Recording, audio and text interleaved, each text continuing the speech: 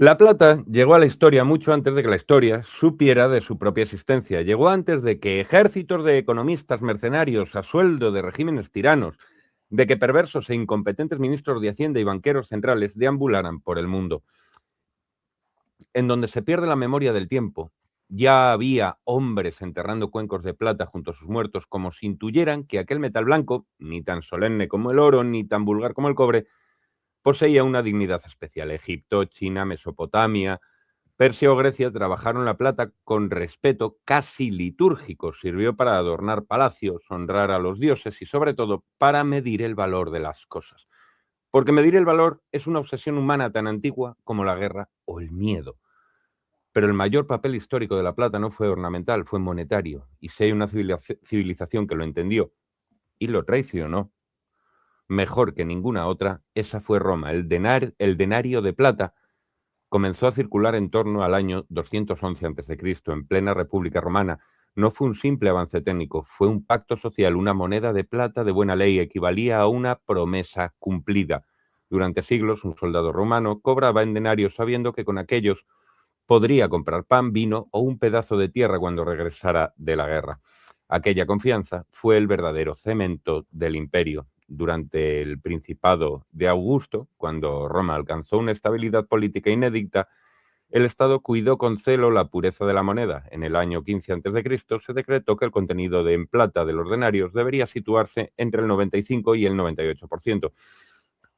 No era una cuestión estética, sino moral. Una moneda adulterada era una forma de mentira institucionalizada. Augusto lo sabía y por eso la evitó. Pero gobernar un imperio tiene un precio y Roma empezó a pagarlo en plata. Mantener legiones en fronteras que iban del Rin al Éufrates, levantar murallas, administrar provincias corruptas, construir calzadas, puertos y acueductos y financiar guerras casi permanentes exigía recursos colosales. A ello se sumaba el coste político del panem circenses, el pan y circo con el que se mantenía distraída a la plebe urbana mientras el Estado se pudría por dentro. Cuando los impuestos ya no bastaron o no fueron políticamente asumibles, los emperadores descubrieron una solución discreta: rebajar la plata del denario. La degradación fue lenta en un principio, casi imperceptible. Bajo Marco Aurelio, el emperador filósofo, la moneda aún conservaba entre el 74 y el 89% de plata. El problema es que una vez iniciado el camino resulta difícil detenerse. Cada guerra, cada revuelta, cada nuevo funcionario exigía más dinero y la tentación de estirar el metal era demasiado fuerte. En el siglo III la farsa se volvió obscena. El denario llegó a contener apenas un 3% de plata en las peores emisiones. En el mejor de los casos rondaba el 45%. Las monedas brillaban, sí, pero era el brillo del engaño, una fina capa de plata recubriendo un corazón de cobre. El ciudadano lo notaba en el mercado. Las monedas pesaban igual, pero compraban menos. ¿Os suena? El dinero ya no mentía en voz alta, sino en voz baja, sino a gritos. Existe una relación directa, casi matemática, entre la extinción del Imperio Romano, y la ruina de su moneda. En el año 285 después de Cristo, Diocleciano se vio obligado a dividir el imperio en dos para poder administrarlo. Aquello no fue una solución, sino una confesión de derrota. El sistema había superado su propia capacidad de sostenerse. Cuando Roma cayó en el año 476, no fue solo por las invasiones de los hunos, godos o vándalos. Cayó porque estaba moral y financieramente exhausta. La corrupción era sistémica, la moneda estaba desacreditada y el Estado ya no inspiraba lealtad. Los bárbaros solo empujaron una puerta que llevaba tiempo carcomida. Siglos más tarde, otra potencia creyó haber aprendido la lección, en los Estados Unidos. Durante buena parte de su historia, la plata volvió a ser la base del sistema monetario. Entre 1794 y 1964, las monedas estadounidenses contenían cerca de un 90% de plata. El país llegó incluso a acumular enormes reservas estratégicas del metal. No es casualidad. Cuando las 13 colonias rompieron con la colonia británica, uno de sus problemas más urgentes fue crear una moneda fiable. Durante años circularon monedas españolas, auténticas por narices. La Casa de la Moneda estadounidense comenzó a acuñar dólares de plata en 1794, conscientes de que sin dinero honesto no hay nación duradera. Sin embargo, la tentación volvió a aparecer pronto. En 1776, en plena guerra de independencia, se emitió el Continental Dollar, una forma temprana de papel moneda respaldado en plata. La guerra se lo tragó todo. El papel se imprimió en exceso, perdió valor y colapsó. Thomas Jefferson, con la lucidez de quien ha visto el desastre de cerca, sentenció: el papel es pobreza, es solo el fantasma del dinero. Con el paso del tiempo, Estados Unidos recorrió el mismo sendero que Roma. Primero se fue eliminando la plata de las monedas, luego el oro del respaldo del dólar. En 1971, Richard Nixon rompió definitivamente el vínculo entre el dinero y el metal para financiar otra guerra más. Siempre una guerra, siempre una excusa. Desde entonces, el dinero se imprime sin freno, sostenido únicamente por promesas, deuda y la amenaza implícita de la fuerza, una forma legal de falsificación elegante y devastadora. La desregularización financiera, la creación de instrumentos opacos como los credit default swaps en los años 90 y el colapso del 2008 confirmaron que el sistema ya no castiga el error ni el delito, los premia con rescates. Roma ya conoció ese momento. Es aquel en el que la ley deja de proteger al ciudadano y pasa a proteger a quien ha provocado el desastre. Cuando eso ocurre, el final no es inmediato, pero es inevitable. Por eso la plata vuelve, siempre vuelve. No como reliquia, sino como refugio. Cuando el dinero pierde sustancia, el metal recupera sentido. No promete nada, no necesita respaldo, no puede imprimirse, simplemente existe.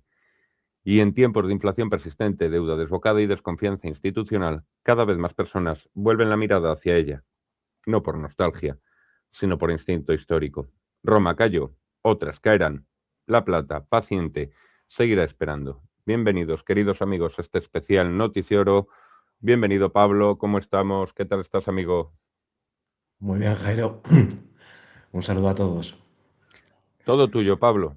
Bueno, un segundo. Bienvenidos a este especial de Noticiero Plata. Mañana tendremos programa como mandan los cánones.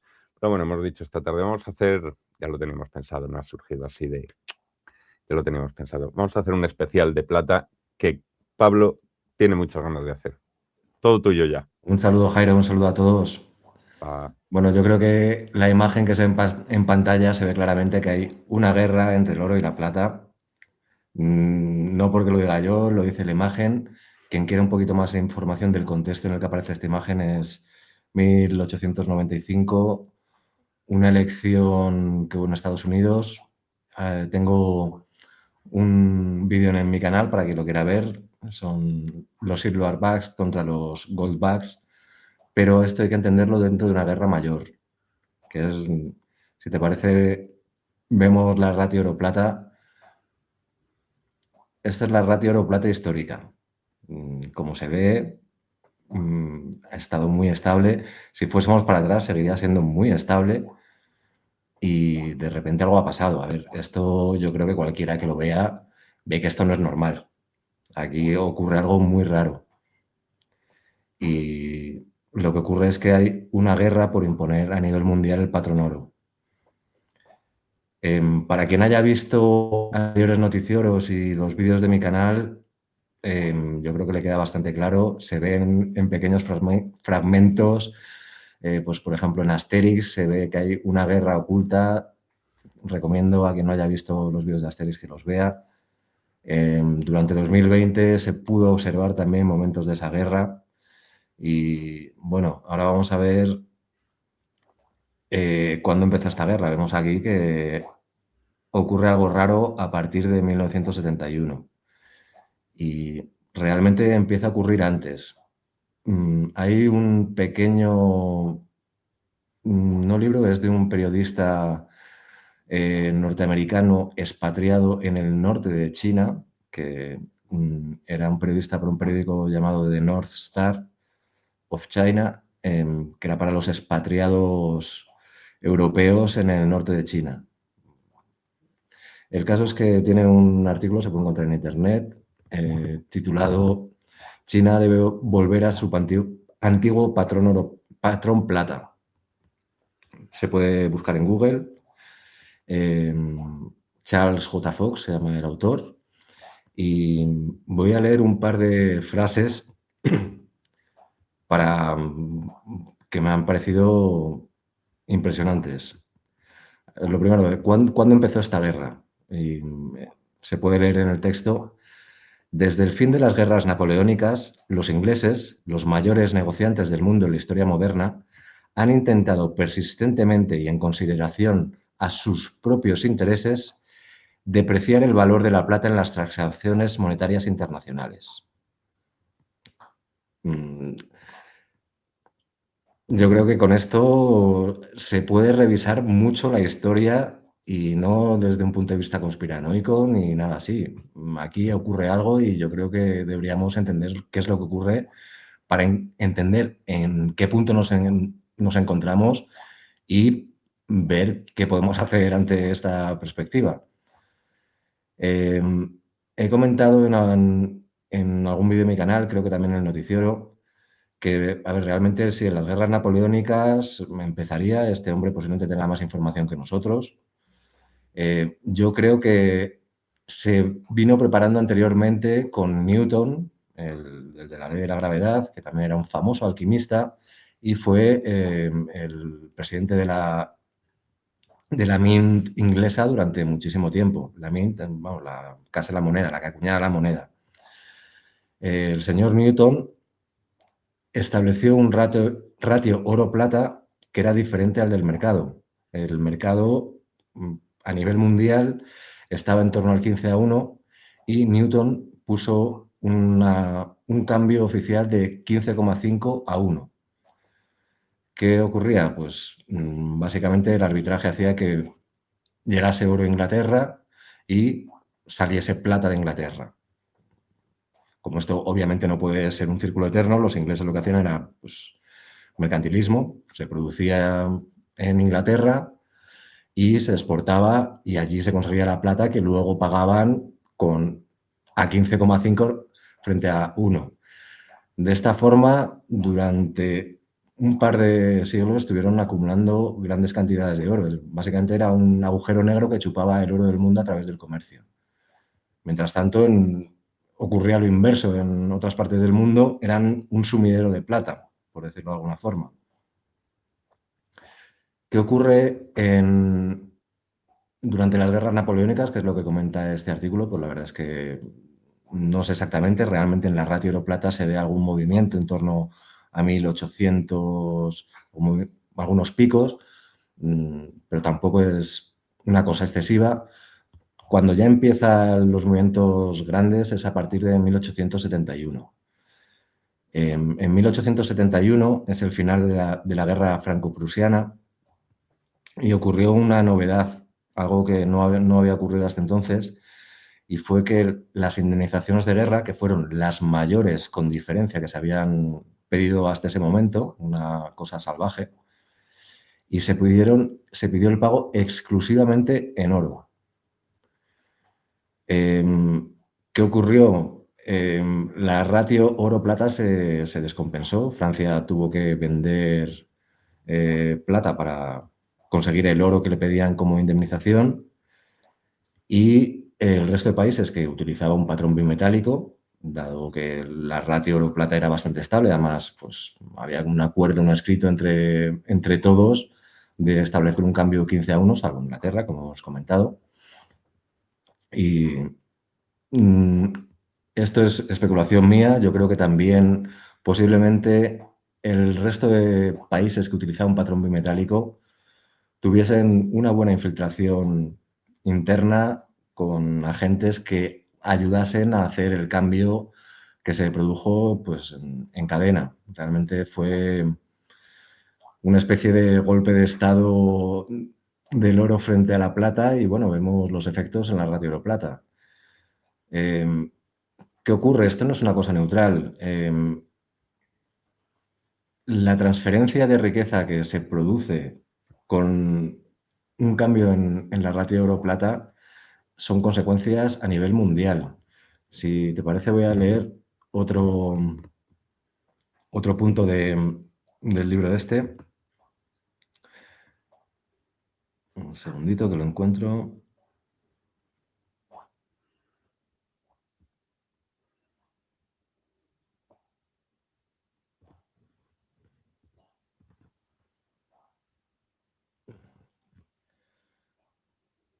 A ver, habla de la Conferencia Económica Monetaria de 1935,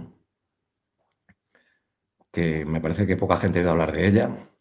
En la Conferencia Económica Monetaria de Londres de 1935, 66 gobiernos aceptaron un convenio propuesto por Estados Unidos en el que se comprometían a abstenerse de fundir y devaluar las monedas de plata y a no establecer ninguna legislación para depreciar la plata de la que China, la India y España eran grandes poseedores. No sé si os dais cuenta, pero esto es un armisticio. Lo llaman Conferencia Económica Monetaria. Es un eufemismo para un tratado de paz de una guerra económica. A ver, repito, 66 gobiernos aceptan un convenio en el que se comprometen a no fundir y devaluar las monedas de plata de las que China, India y España son grandes poseedores. Es un acuerdo entre gobiernos para no utilizar guerras de arma económica. En este caso, además se ve cuáles son estas armas. Es decir, es una guerra contra la plata, es devaluar la plata. Si vemos que a partir de 1935, si vemos el gráfico del ratio oro-plata, parece que este armisticio duró muy poco. Vamos, no duró nada. Antes que comentabas de la guerra, y no es casual, desde 1871 todas las guerras, independientemente de que las gane, se piden indemnizaciones en oro, lo cual refuerza todo este movimiento. En otro momento del librillo este, recomiendo a todo el mundo que le eche una ojeada, son 16 páginas, no es mucho.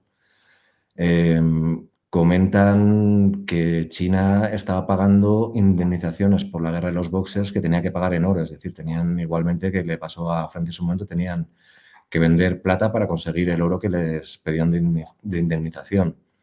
Es decir, en esta guerra hay una serie de armas, tampoco son muchas, ya comentábamos en el anterior noticiero, que realmente las armas son legislación y narrativa, no hay más.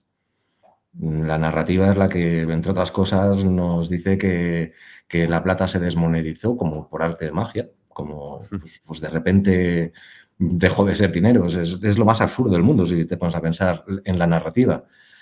La narrativa y la realidad son dos mundos completamente diferentes. Si vemos o si entendemos esto como una guerra con sus propias reglas, una guerra bastante oculta, como vemos, con sus propios eufemismos como Conferencia Económica Monetaria para hablar de un tratado de paz, un armisticio, podemos ver que hay otros momentos que realmente se declara la guerra, aunque no sea de forma oficial. Y estos momentos son momentos en los que se toman decisiones de forma unilateral, como por ejemplo en 1971 Nixon anunciando que desvinculaba el dólar del oro. Es una declaración de guerra, un golpe de Estado, como lo queréis llamar. No, la narrativa lo vende como se dejó atrás una cosa, una reliquia bárbara que se utilizaba como patrón monetario. La narrativa va por un lado, la realidad va por otro. Y esto es una guerra por imponer una moneda a los demás. En este caso, imponer el patrón oro a nivel mundial y sobre el patrón oro construir un sistema de crédito en el cual pues unos pocos bancos, que son los que más oro tienen, pueden imponer sus reglas a los demás. Y para esa agenda es necesario desmonetizar la plata, no es una cosa que haya ocurrido de forma espontánea, son decisiones políticas, es legislación y es narrativa, no hay más. En esta guerra, a nosotros, Jairo, a nuestros oyentes, somos soldados rasos, es decir, a nosotros nos llega órdenes y narrativa para guiarnos hacia donde quieren que vayamos. Si fuese una guerra convencional, pues seríamos soldados rasos que ni sabes dónde está, pues estás en el frente ruso, pero no sabes ni dónde, lo único que te dicen, tú avanza por allí y vas donde te digan y te llega una narrativa para que tú siempre creas que estás ganando y nunca pierdes, como mucho giras 180 grados y sigues avanzando porque tú siempre ganas. Esas son las armas en la guerra monetaria.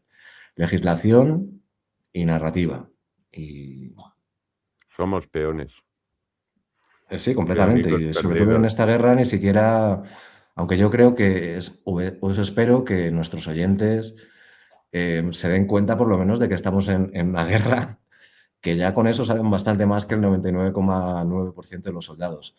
Ojo, esta guerra estamos luchándola todos, o sea, somos tan soldados aquí como en China el ciudadano Chang o en Rusia Iván. Es decir, Sí, sí. mm, aquí todos tienen las mismas armas, en realidad. Todas las potencias en juego tienen legislación y narrativa. Y, y no sé, es que no hay mucho más que decir. Yo casi hasta podría dejar aquí el programa y que cada cual se replantee hasta qué punto esto es cierto y nada. Pero bueno, no vamos a dejarlo aquí. Quiero insistir en otra cosa. A ver, he dicho en 1971 que fue una declaración de guerra al mundo. Ujú. Mm, No hay otra forma de decirlo. Eh, pues hubo otra declaración de guerra, al menos que yo sepa, no sé si ha habido más, pero la segunda declaración de guerra fue en 2019, eh, cuando Mark Carney, el entonces presidente del Banco Central de Inglaterra, se reunió en Jackson Hole con X personas y anunciaron al mundo unilateralmente que tenían un sustituto para el dólar, que era la llamaban Synthetic Hegemonic Currency. Tengo un vídeo en mi canal al respecto para que le interese un poquito más el Hegemonic. tema. Sí, hegemonic. A ver, eso es una Hegemonic. declaración de guerra. Están diciendo unilateralmente al mundo que tienen el sustituto mm, monetario. A ver, y volviendo a los eufemismos dentro de esta guerra, también hay eufemismos cuando se está negociando la paz o cuando se está negociando una tregua o un armisticio. Eh, en 2019 y años anteriores se insistía mucho en que estaban China y Estados Unidos negociando un tratado comercial. A ver, eso es un eufemismo para estaban negociando un acuerdo monetario a ver cómo narices salimos, entre otras cosas, de la situación que se ha creado con toda esta guerra, que yo creo que nadie sabe muy bien cómo hacerlo, sinceramente. Eh, bueno, el caso es que mientras estaba esa negociación, de repente anuncian el sustituto de forma unilateral. La respuesta china no tardó ni 3 días en llegar, que sacaron un editorial en su prensa diciendo que nada de criptomonedas, nada de divisas regionales como el dólar, el euro o el yuan, que el mundo debía prepararse para la vuelta al patrón oro. 3 meses después cerraron sus fronteras y empezaron a luchar contra el coronavirus, que dentro de esta guerra monetaria y en círculos que el Mark Carney seguro que lo sabe, coronavirus es un sinónimo de dólar. Y, Mm. Lo hemos no, comentado no ya me lo una. suelto así en la manga, quien quiera ver un poco más, pues tiene vídeos en mi canal. Y bueno,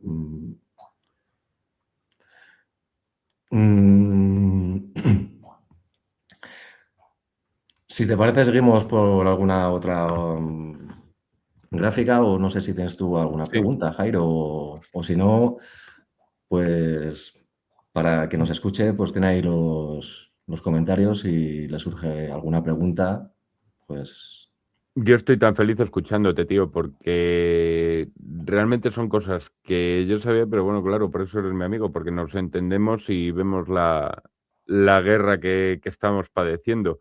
Me has pasado unas gráficas que querías comentar. Esta, por ejemplo, es la gráfica mensual del ratio oro-plata que muestra pues, una fuerte caída reciente desde niveles cercanos a 90-100 hasta alrededor de 50. El descenso destaca por bastante brusquedad frente a la evolución histórica previa, marcada, pues, hombre, por las oscilaciones y los picos recurrentes en décadas anteriores. Esta es la gráfica a la que nos referimos, ¿verdad? eh, esto es por ver la situación actual.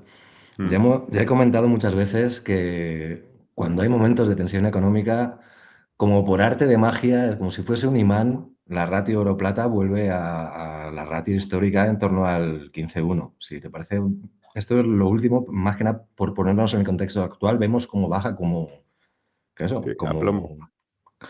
como un imán atraído de nuevo a la ratio histórica. Si te parece, ponemos de nuevo la ratio histórica por verlo un momento.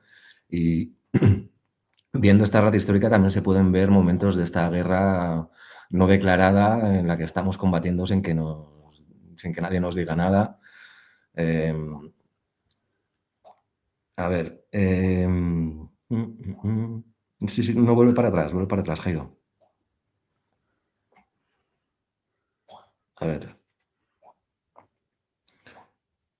Si vemos eso, en la conferencia que comentamos en 1935, vemos que momentos previos había bajado de nuevo a la ratio de 15:1, como ya digo que el supuesto armisticio en el que se comprometían a no seguir devaluando la plata, viendo lo que ocurre con la ratio oro-plata, parece que todo lo contrario. O sea, la guerra se intensificó y llegó prácticamente a un 100:1 en los años 40. Ya digo que las indemnizaciones obligan a pagar en oro y el sistema en el que estamos ahora, del cual la arquitectura monetaria es el FMI, ya hemos comentado en otros noticieros, que lo que reclama como indemnizaciones de guerra para financiar a países que ha quebrado previamente, pide oro, no pide otra cosa, pide oro. ¿Eh? Y eso también explica por qué la plata pues, se ha desmonetizado. No se ha desmonetizado, hay una agenda con decisiones políticas en la cual, bueno, a ver, vuelvo a insistir, en 1873 se llamó el crimen de 1873 a la desmonetización de la plata. Es legislación, no fue una cosa espontánea. Fue además con alevosía, contradicción, alevosía, metida en legislación en un párrafo que nadie vio y resulta que dejaban de comprar plata en las tecas. Se dieron cuenta los mineros cuando intentaron vender su plata y les dijeron, no, pues no. En el librillo este que comento también se ve que en esta guerra, y somos los peones una vez más, esa medida empobreció a Estados Unidos muchísimo, a gran parte de su población, pero empobreció más al resto del mundo, es decir, a los países que tenían patrón plata, España, India, China, y lo he dicho más veces, vuelvo a insistir, el imperio británico no se puede entender sin esta guerra en torno al patrón, a la ratio oro-plata, o en torno al intento de imponer el patrón oro al resto del mundo. En esta guerra, como digo, no hay muchas armas, hay legislación y narrativa, y con esa legislación y narrativa lo que se busca al final es crear las condiciones necesarias para generar un arbitraje entre ambos metales, y el fiat de cada país, y eso, de nuevo, es legislación y narrativa. Aquí vemos cómo, bueno, ya he comentado otras veces, hay dos mercados, diferentes precios y tiene que haber un arbitraje. No lo hacemos ni tú ni yo, que somos siempre soldaditos, nosotros podemos hacer lo que sea. Esto va a otros niveles. Como recomiendo a todo el mundo ver el programa que hicimos con Alejandro, pues muchas gracias Alejandro, Alejandro por habernos comentado información de primera mano. Un saludo y nada. me estabas comentando que hacía un movimiento la plata de subida y de bajada. Sí, vemos otro momento en el que vuelve como un imán a la ratio 15:1 en 1968. En 1968 realmente se dejó de haber convertibilidad 35:1, por lo menos, o dejó de haber capacidad para convertir dólares en oro físico. Sobre el papel, posiblemente siguiesen haciendo la contabilidad que fuese, pero no, no había dos precios. Estaba el precio oficial por un lado y el precio de mercado por otro. No quiero insistir mucho por aquí. Hay un vídeo en mi canal para quien lo quiera ver. Como digo, se ve esta guerra monetaria indirectamente en Asterix. Para quien quiera ver el vídeo, es Asterix y el Caldero. Y nada, en ese vídeo Asterix va a buscar un caldero que es justo, se refiere realmente al colapso de la London Gold Pool. Pool no es la piscina de oro de Londres, en español sería la cesta, un recipiente donde guardar valor. Un caldero, en el caso de la alegoría monetaria de Asterix. En resumidas cuentas, van a buscar una estrella de plata y llenar el caldero de oro. Como vemos, en ese momento efectivamente se llegó al 15-1. No sé, no puedo dar detalles, yo no soy un insider, pero ahí está la ratio oro-plata y algo ocurrió con la plata y con el oro en ese momento que, bueno, ya vemos, volvió al 15-1 y luego llegó el Nixon Shock, que ya digo que es una declaración de guerra y la ratio oro-plata, si quieres lo volvemos a ver, pues otra vez vuelve a la locura actual. Y lo que estamos viendo a día de hoy es un capítulo de esta guerra y, en mi opinión, vamos a ver cómo baja la ratio oro-plata de nuevo. Estamos viendo cómo baja, como otras veces, de forma brutal hacia el 15-1. En el gráfico anterior no se ve bien, pero también hay otro momento en el que se llega al 15-1, que fue en 1980. Este gráfico de aquí deben ser anuales las velas, con lo cual, al ser un pico muy, muy concreto, pero igualmente en 1980 con los hermanos Hunt se llegó al 15-1. De nuevo digo que es como un imán, vuelve a la red histórica y no creo que sea casual. De una forma natural, de Sí, una sí, forma completamente natural, macho. vuelve, no, yo no sé qué fuerzas hay detrás, pero ahí está. Me pasaste este otro gráfico sobre las importaciones de plata de la India en los 4 meses del 2002. Me gustaría insistir, bien, leyendo el libro esta guerra no me la estoy sacando yo de la manga. Aquí hay actores que saben perfectamente la guerra que se está librando. Y lo que vemos aquí es parte de esta guerra. Estas importaciones bestiales de plata no son casuales. Igual que en China, hay coordinación. No... Y si volvemos al libro vemos que la China, India, voy a dejar de citarlo por no hacerlo muy largo, a que le interese que se lo lea, pero China, India han sido sumideros de plata en la historia. Utilizaban un sistema monetario que realmente lo que se utilizaba como dinero era la plata, era la moneda de intercambio.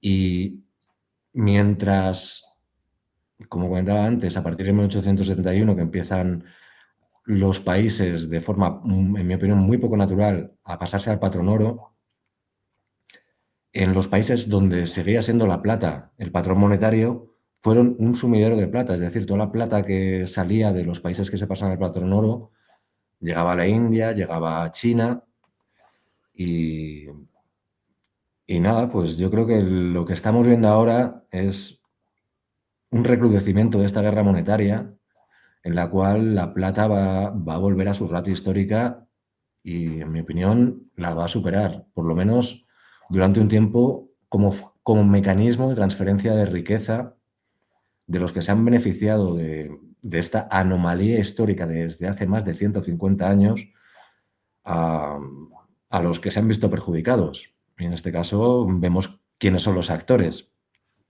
Vemos a China, Mañana aquí vemos a tenemos India tecnología. y, y vemos que al final es la población, eso sí.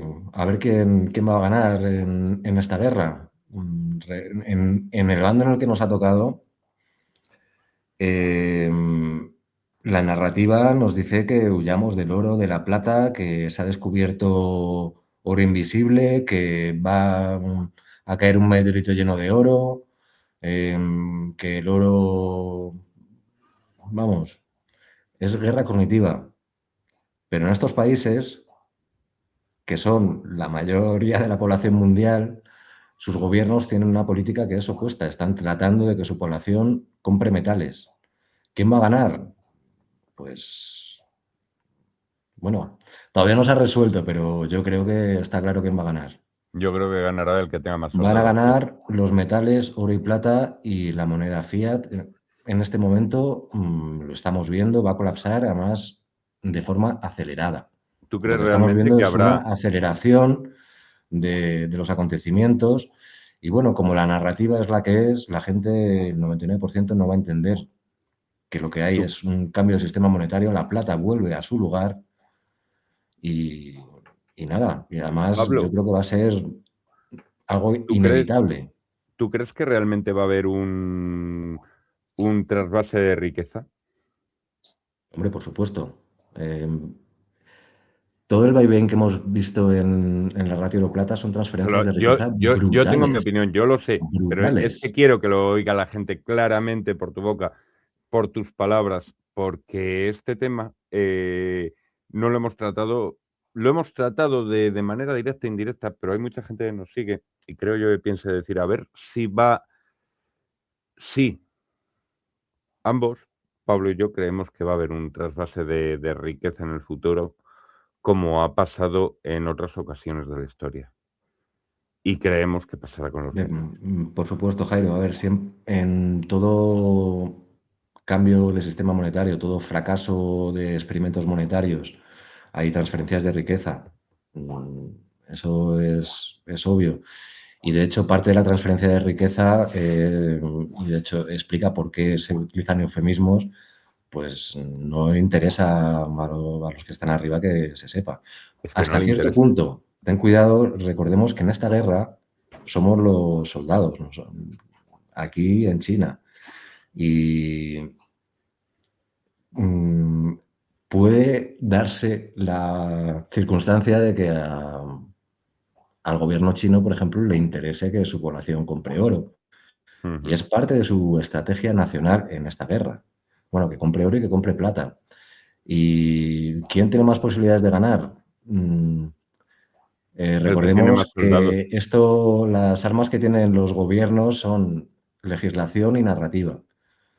La legislación china, o bueno, o en esta legislación dentro del contexto de guerra monetaria, China ha dejado una única vía a sus ciudadanos, ha dejado que explote su burbuja inmobiliaria, por un lado, digamos que medio mantiene controlada la bolsa, que no se especule en exceso.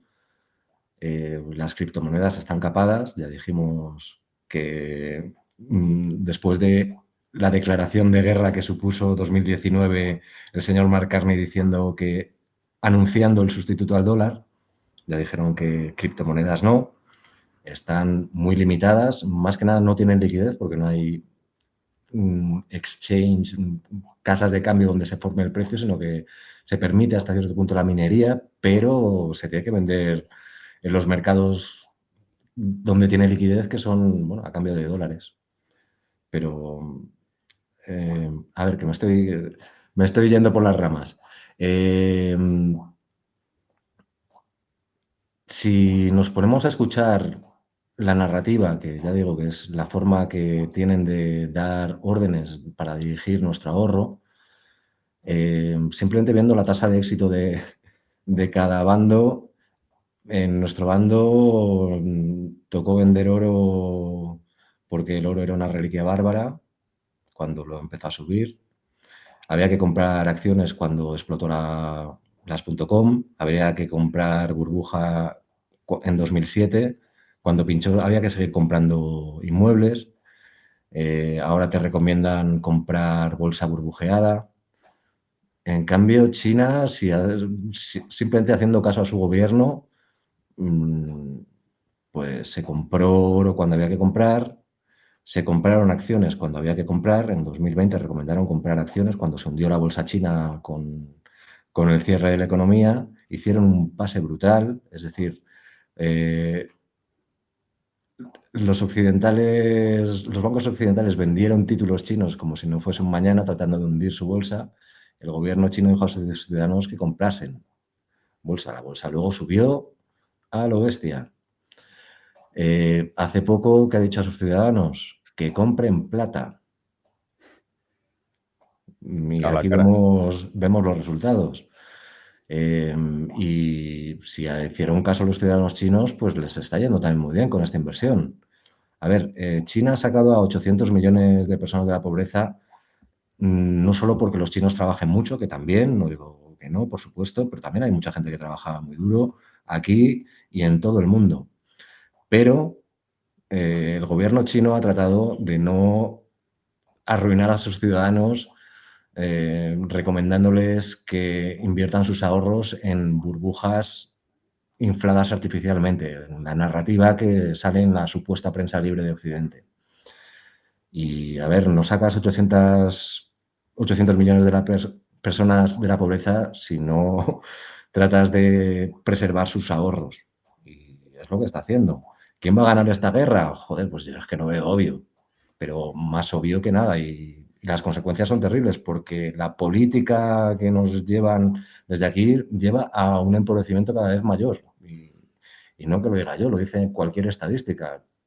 Generaciones que cada vez viven peor, pues no hay mucho más que decir. Claro, te están tratando de estafar de forma legislando para que dirigir los ahorros a fondos de inversión que van a comprar deuda pública, a comprar acciones de burbujas especulativas en bolsa y, repito, es legislación que los fondos no dediquen apenas nada a oro o plata. Y es legislación que en China o en India ahora esos mismos fondos van a comprar oro y plata como si no fuese un mañana. ¿Quién va a ganar esta guerra? Pues lo iremos viendo. Yo es que lo tengo muy claro. Esto tenemos un panorama, en ocasiones da miedo, tengo que decirlo, porque ves unos movimientos, eh, es como si la guerra estuviera ahí al otro lado de la colina y estuvieras viendo por la noche en las nubes los fogonazos de las explosiones. Esta semana ya veréis el programa de mañana porque, madre mía, hemos tenido una semana de locura y hablando todo, encontró Pablo este libro y dijo, oye, comentamos, le digo yo, venga, venga. ¿Te lo has leído? Se lo ha leído él, ha sido el que ha tenido tiempo para leerlo. Y dice, venga, yo te digo, hacemos una introducción y le damos para adelante. Y esto es alucinante, esto es, bueno, es lo que sabíamos, pero es que verlo duele. Verlo, recordarlo cada vez te recuerda que estás en mitad de un conflicto, o sea, de una guerra, no con armas, en este caso, sino que estamos en mitad de una auténtica guerra económica. Es un todo.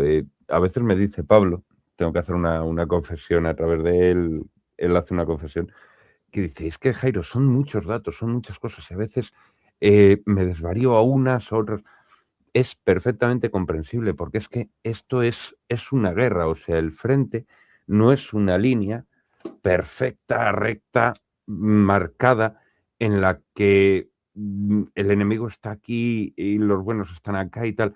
No, en una guerra el frente es como una sierra y hay trozos que se meten, hay momentos que salen, otros.